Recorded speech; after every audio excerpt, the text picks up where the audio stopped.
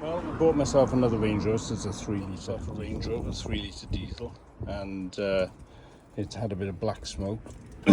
So took a risk, bought it. Black smoke obviously doesn't mean the end of the world. So there's a number of different things that could be wrong with it. So fumbling around inside, obviously there's the turbo, and these are the turbo pipe to the intercooler.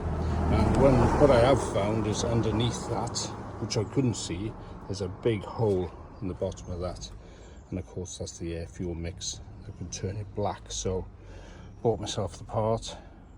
We're going to change that out to see if it makes any difference. 2 Jubilee clips in the bottom there. I've had to take the fairing off the top. That's on the top there. While I'm at it, I took all the fairing off, took the air intake off, that's and the filter cover off, changed the filter, bought myself another one while we're taking it off anyway. Bought myself a new pipe, hoping that is the only issue I've got. Haven't checked further down, hoping that's the only hole in the pipe I've got, but we're just gonna 2 Jubilee clips as I said, and gonna fit it on, give it a run, put everything back together, see if we get rid of the black smoke. Apparently this is quite a common issue where they're blowing out on top of the turbo there, and we'll see if there are any more issues and fault find from there. So that's going to be changed, put everything back together, top of the engine back on, and no special tools needed. Screwdriver for the Jubilee clips, you need 5mm Allen key to take all the top off. I've had problems putting it back on the other day when I was inspecting. Trying to get it lined up is quite an issue, but eventually you get it. You need some good reaching Allen keys, but we'll see if that does the job, and hopefully I'll show you that the black smoke is gone. Hopefully. I've taken that rubber pipe off. It was absolutely welded to it. It was a nightmare getting off, but as you can see I cut that there, but underneath there's a big crack, and there's a lot of air coming through it. You can nearly get my fingers through it, but that's definitely leaking without a doubt. So I'm going to try and stretch the new one on now.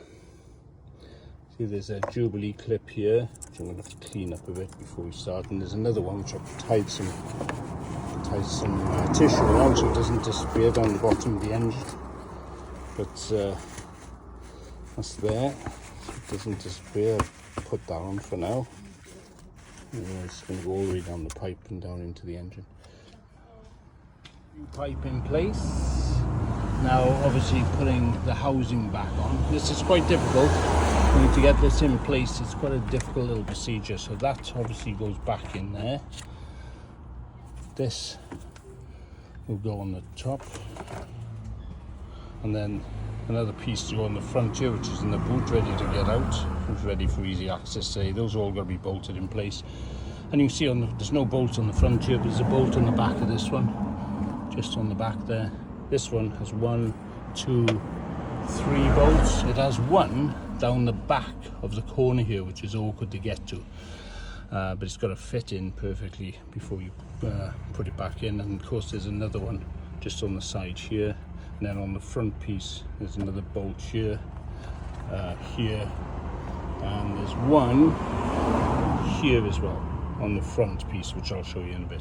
But these need to go out. Obviously, you take the oil head off first, put that straight back on as soon as it's fitted. Obviously, you don't want anything to go into that, and then we'll start putting it back together. The pipe intake pipe goes onto here then, and that's basically how it goes back together. And I'll do that now and show you the last piece that goes on, and then that's the final piece on as well. We've got a 5mm Allen key there, obviously it just fits over the top of that nicely, and there's another Allen key there, and just fit it on, finished it, and the smoke's gone, clean as a whistle now. Blew out a lot of old oil in the system, I think, fuel oil in the turbo system. It's all blown out now.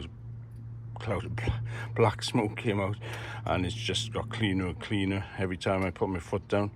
Just got cleaner and cleaner until I've got nothing now, and it's absolutely superb. So it's literally if you do have any issues with black soot or black smoke, just check your pipes, your turbo pipes to your intercooler all the way down. Could be a simple solution.